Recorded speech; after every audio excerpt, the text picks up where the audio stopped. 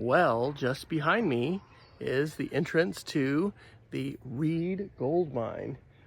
Again, where gold was first discovered here by the European immigrants in 1799.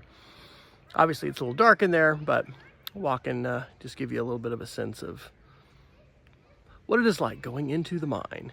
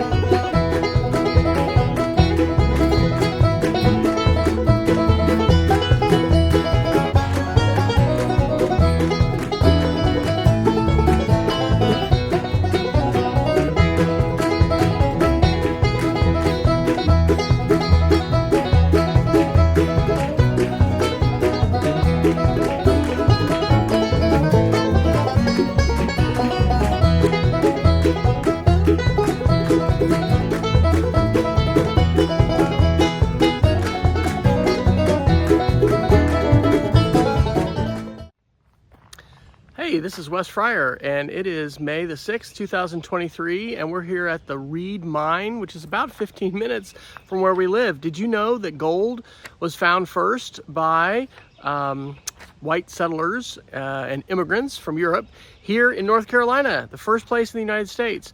And this Reed Mine was operated for a number of years. They had to shut down because of the Civil War, and it was never really profitable. But there were some really large nuggets, like 17 and 25 pound gold nuggets that were found, and it's just fascinating. So I'll show some pictures of the mine tour. This is all free. The only thing, this is a national, well, not national, this is a state historic site operated by the state of North Carolina. And so they have a small charge if you want to do panning for gold. But man, this is amazing. A couple years ago, our family went to South Dakota and got to tour some mines there. And anyway, this is just beautiful. It's very well preserved, and we're just kind of hiking along the trails and looking at the old machinery and stuff like that. After the Civil War, they tried to basically bring in some larger mechanized methods of mining, but were never really able to successfully get this to be productive and to pay off. So I'll include a link in the description of this video for the Reed Gold Mine.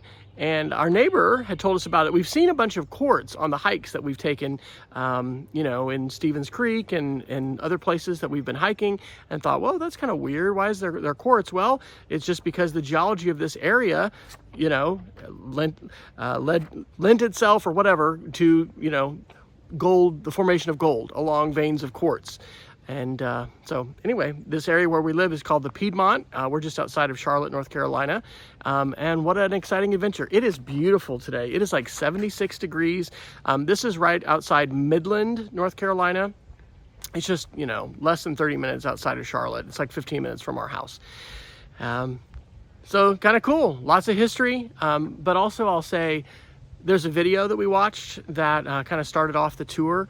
And it's mentioned, in the video and the materials, but lots of slave labor was used in this area, and it really is kind of different. I lived in Columbus, Mississippi for a couple years growing up in the late 70s, but other than that, I haven't lived in the South. And the legacy of slavery is with us, and it's important to remember, and it's important to think about. And it's interesting how sometimes with videos and depictions and things like that, sometimes it's not mentioned or visualized, but anyway, it's referenced here, and it's important to remember. So anyway, lots of history here. history as we know it, which is pretty recent compared to, you know, Europe and Asia and Africa and other places in the world. But a beautiful place, a beautiful day, lots of interesting history to learn about here in Charlotte, well, Midland, North Carolina, at the Reed Gold Mine. So right here in 1896, digging 3 feet below the ground, a man named Jacob Shin found the last large gold nugget here at Reed's Mine, and it was a little over 23 pounds, just 3 feet below the surface. So we've been walking along the beautiful, beautiful nature trails here, saw this reconstructed mill, and anyway, this is just a wonderful, wonderful area, and just kind of amazing to think about the extractive wealth that was here, and you know how a lot of folks sort of found the gold that was literally like laying on the ground and just below the surface, and then industrial techniques were needed to be able to try to get more of it out, but ultimately wasn't able to be profitable. But other places like Colorado and California saw their gold rushes, and those folks either moved on or did other things.